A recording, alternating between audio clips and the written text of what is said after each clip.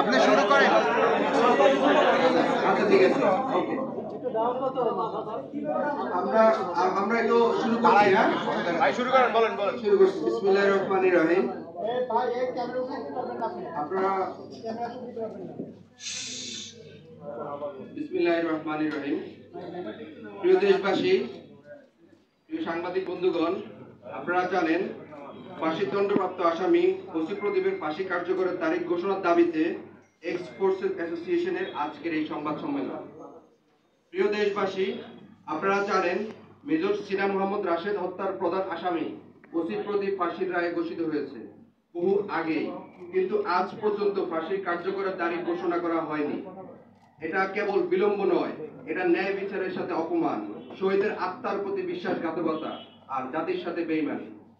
প্রদীপের মতো একজন দাগী খুনি আসামি ফাঁসি কার্যকরের সরকারের এই দীর্ঘসূত্রতা কি বার্তা দিচ্ছে, এটা আমি আপনাদের মাধ্যমে প্রিয় দেশবাসীর কাছে প্রশ্ন রাখতে চাই।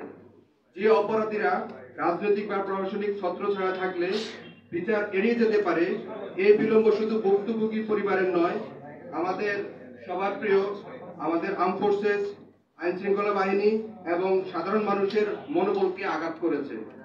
আমরা এক্স ফোর্সেস অ্যাসোসিয়েশন স্পষ্টভাবে আপনাদের মাধ্যমে পুরো দেশবাসীকে জানিয়ে দিতে চাই, এই ধরনের বিলম্ব আর চলবে না। আমরা আজ 11 আগস্ট 2025 ঢাকা রিপোর্টার্স ইউনিটির সংবাদ সম্মেলন করে সরকারের কাছে চূড়ান্ত দাবি জানাই, প্রদীপের ফাঁসি কার্যকরের নির্দিষ্ট তারিখ অবিলম্বে ঘোষণা করতে হবে, অন্যথায় আমরা আরো কঠোর কর্মসূচিতে যেতে বাধ্য হব। আমরা বিশ্বাস করি ন্যায় বিচার শুধু আদালতের রায়ে নয়, তা বাস্তবায়নে প্রমাণিত হয়, আর সেই বাস্তবায়ন না হলে জনগণের প্রতি আইন বিচার বিভাগের প্রতি চ্যালেঞ্জ ছোড়া হয়।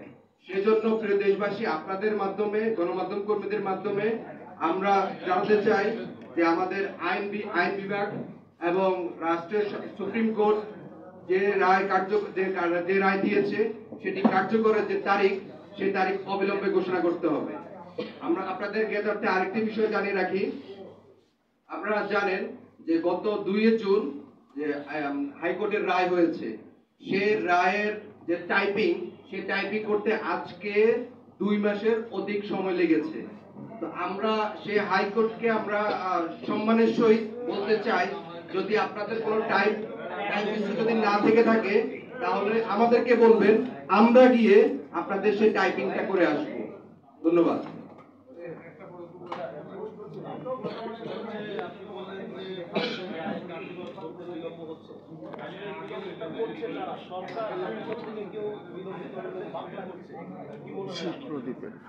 আপনি যেটা বলেছেন যে মেজর সিনা মোহাম্মদ রাশেদ 2022 সালে এই হত্যাকাণ্ডটি হয়েছে, তারপরে আপনারা জানেন আজকে দীর্ঘ 3টি বছর পরবর্তী সময় বিচারের নামে যে প্রহসন হয়েছে, সেই প্রহসনের ধারাবাহিকতায় আজকে 3 বছর অতিবাহিত হয়েছে, আপনারা সেটা দেখেছেন। তো বিগত সময়ে আমরা দেখে এসেছি যে সরকার বিভিন্ন রাজনৈতিক হস্তক্ষেপের কারণে এই বিচার অনেক বিলম্বিত হয়েছে। পরবর্তী সময়ে আমরা আপনাদের মাধ্যমে এই ঢাকা রিপোর্টার্স ইউনিটি থেকে আরেক সংবাদ সম্মেলন করেছি।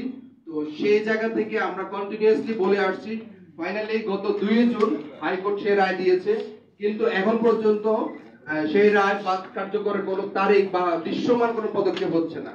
তো আমি মনে করি বিগত সময় ফ্যাসিস্ট আমলে যেভাবে সরকার বিচার বিভাগকে কুক্ষিগত করতে চাচ্ছে, সেটারে বহিঃপ্রকাশ হচ্ছে।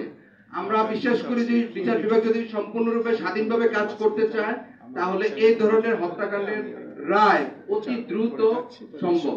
সেজন্য আমরা সরকারকে বলতে চাই যে আমাদের আইন বিভাগ, আমাদের ডক্টর আসিফ নজরুল স্যার, উনি উপদেষ্টা মণ্ডলীর সদস্য হয়েছে, একটি গুরুত্বপূর্ণ মন্ত্রণালয় নিয়েছে, সে জায়গা থেকে উনি এখন পর্যন্ত দৃশ্যমান কোন ধরনের বিচার বা কোন ধরনের স্টেপ নেয় নাই।